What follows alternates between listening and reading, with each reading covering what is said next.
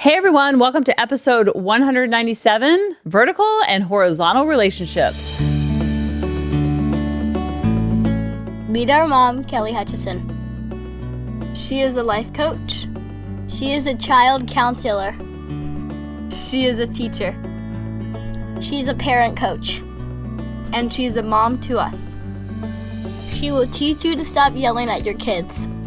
She will teach you to get your kids to listen. She will teach you how to never sleep with mommy guilt again. She will teach you how to be an imperfect mom, so you can help your kids be imperfect too. And have harmony in the home. How in the world are we almost to episode 200? Like that's how Grady used to say it. He doesn't say it anymore. He says literally the right way. And he also says tomorrow the right way. He used to be like, tomorrow. I don't know. I can't even do it like he does.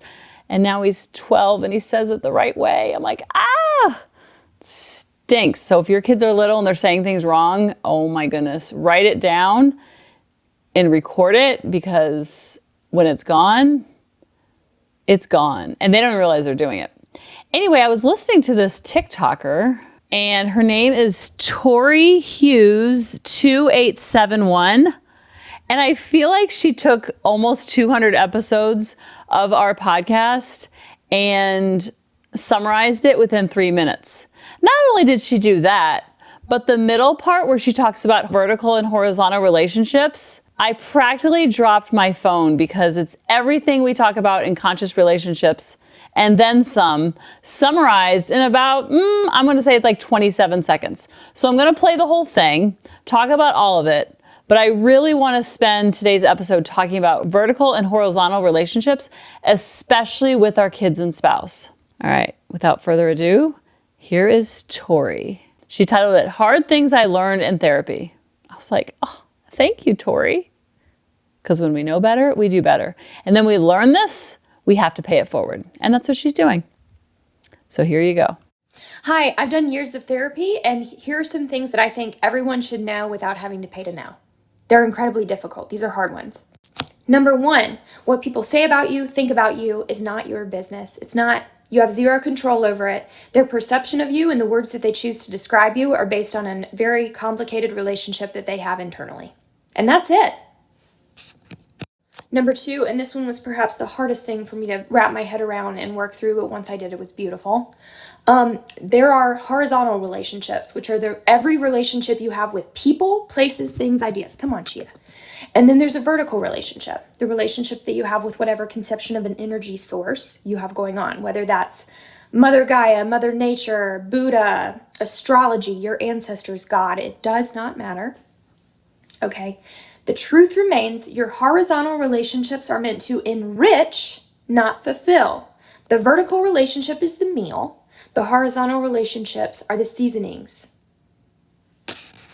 And the second that you try to pull your nourishment from seasonings, you will be malnourished. That's just the truth. And it's hard. It's hard because so often we set expectations, energy source expectations on horizontal relationships. And that's why we end up so deeply disappointed. And third, finally, one of the hardest things that I've worked through, anger is natural and necessary. Resentment is not. Resentment is unnatural. And if you don't know the difference between the two, I'll give you an example. If someone comes up to you in the street, slaps you across the face and said, that's because you're ugly, you're going to be angry. And that's natural. If 2 days later you think about it and you relive it and you feel angry again at actions that are not currently a stimulus in front of your face, that's resentment. And it is poison to you and you alone. The hard part of that is that some people do incredibly hurtful, semi-unforgivable things to us, things that they should be in prison for. It's happened to me. I have been incredibly hurt by the actions of other people. But that resentment is only hurting me. It's not hurting them. And it's not serving me. It's not serving my personal growth, my development, my healing. And the way that I have to work through that is by choosing to look at that person's actions as the actions that are born of overflow of a really, really sick individual. Much in the same way that if someone who's working through cancer and chemo, they're throwing up and they can't control that. Someone who is so mentally and emotionally unwell that they have to lash out in ways that are so deeply wrong and hurtful, they're sick. And the second that I started looking at it like that, a lot of healing began for me.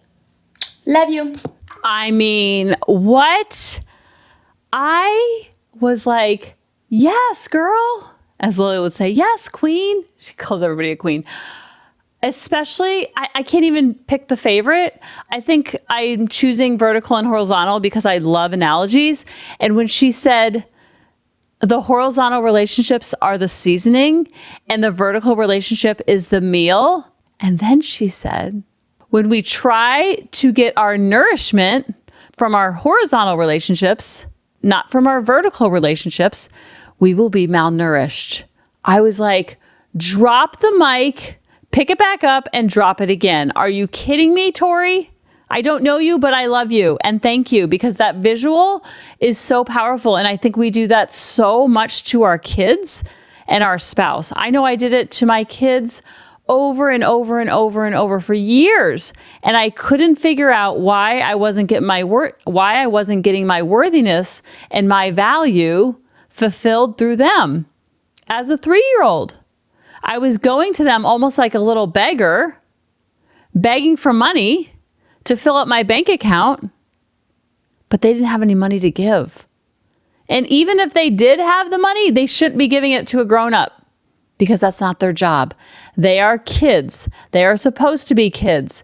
It is an inside job that I get my nourishment from my vertical relationships. That's why I'm always talking about faith and God and finding a church, finding a temple, finding a place, even if it's at the beach or paddleboarding or going for a run. It doesn't always have to be just on Sundays.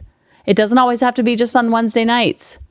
It can be every single day you have that connection, not from a place of perfection, but from a place of fulfillment. Because a lot of people think you have to be perfect to believe in God or to be a Christian or to be a follower, to have faith. You have to be perfect. But it's actually the opposite. In that imperfections is where I need the faith. I need my faith. I need something bigger, stronger, and wider than me. Because if I rely on myself and my horizontal relationship, it puts an awful lot of pressure on those relationships. And under that pressure, it will buckle. Kids will buckle, spouses will buckle, because they, like she talks about in number 1, they have their own relationship within themselves. Not so much with the kids, but with the grown-ups and the spouses and the boyfriends and the girlfriends and the coworkers and the siblings and the brother and the sisters and the dads and the moms and the greedy-gooder grandpappies and the in-laws. They have their own relationship within themselves, and they're just projecting that all onto you, just as we project all of our stuff onto other people. I talk about my 5-head, where I think everybody's talking about my forehead when I walk into a room.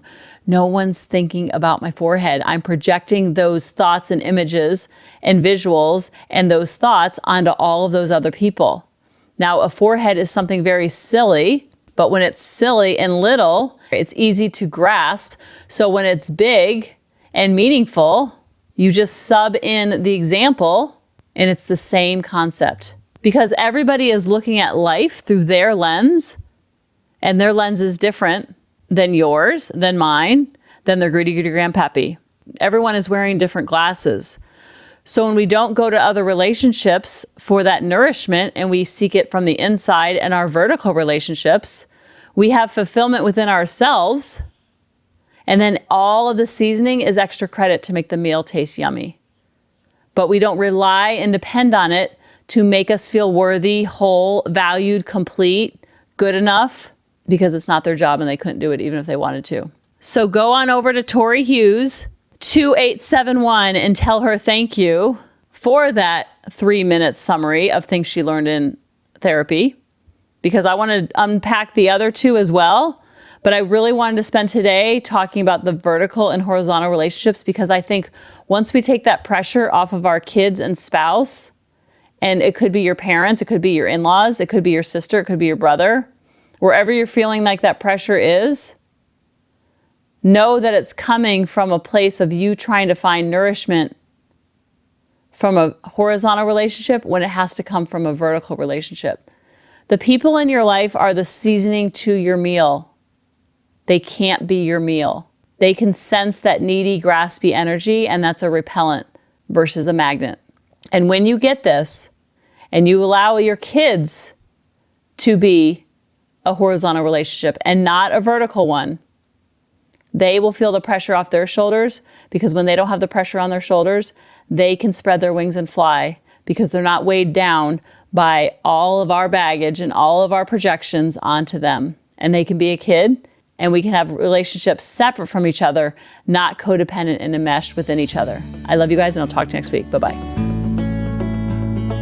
Hey mamas, thanks for listening. If you had any ahas, clicks, or those lightning bolt moments while listening, you have to check out my free parenting bootcamp, where we take all of this to the next level and we try to create even more awakenings for ourselves so that we can connect more with our kids and never yell at them again.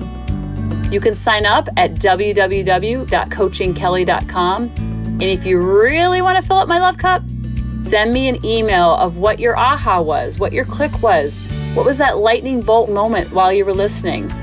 I want nothing more in life than for you to have harmony in your home and to learn how to be an imperfect mom like me, which allows your kids to be imperfect too, each and every day. Thanks for listening.